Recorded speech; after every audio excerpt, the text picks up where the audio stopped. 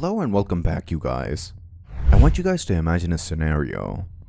Imagine you guys are kayaking, having the time of your lives, and your tour guide or leader just gets eaten up by a whole crocodile right in front of your face. You would be terrified, won't you? Well, let us now remove the word imagine, as I'm about to tell you guys the story of Hendrik Coetzee. So without any further ado, let us dive in. A kayaking trip of a lifetime ended in tragedy when the whitewater guide was dragged from his craft by a crocodile.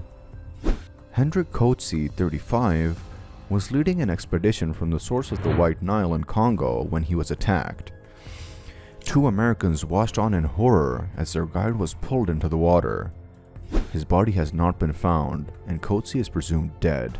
South African-born Coetzee, who was living in Uganda, was leading the group of experienced kayakers as part of a mission to document unexplored whitewater and development projects in the region. Africa, inevitably you're gonna have crocs in the river. Documenting his journey through his blog, Coetzee wrote of a sense of foreboding in his last entry dated November 26.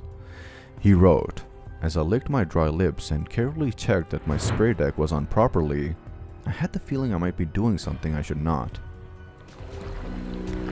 The risk is when it is in the water and you can't see it. I pushed through the doubt, and when I finally shot out the bottom of the rapid, I was happy I did. It was just paranoia after all."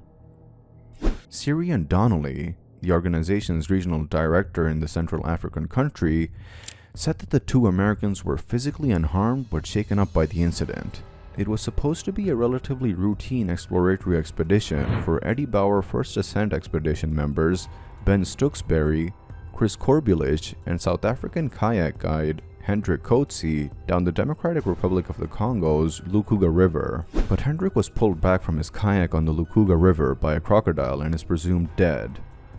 The crocodile reportedly attacked his boat as he was paddling in the middle of the river, capsized it, and Coetzee was never seen again. Following the incident, Ben and Chris were able to paddle to safety and contact the International Rescue Committee, IRC, who dispatched a team to evacuate them to safety. US and South African embassies were also notified.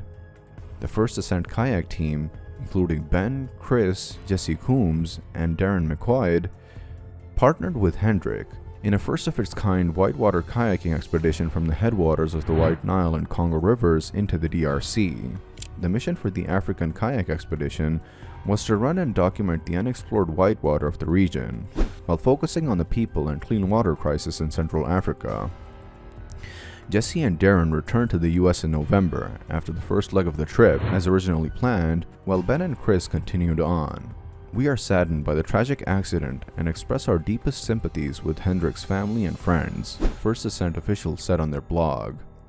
We would like to thank the IRC and Solidarities International, who continue to provide assistance and support to the team. You guys know what frightens me the most about this story? Is that more than half of the creatures that live in water are still undiscovered. God knows how many more such human-eating beasts live down there. Just because we know of crocodiles and sharks doesn't mean that they're all there is. Who knows what worse creatures exist down there? Well, this is the fearful story I had for you guys today, but I will surely see you guys soon. If you guys enjoyed the video, make sure to like and share. If you haven't already subscribed, make sure to do that as well. More importantly, make sure to leave a comment telling us what you feel about the video.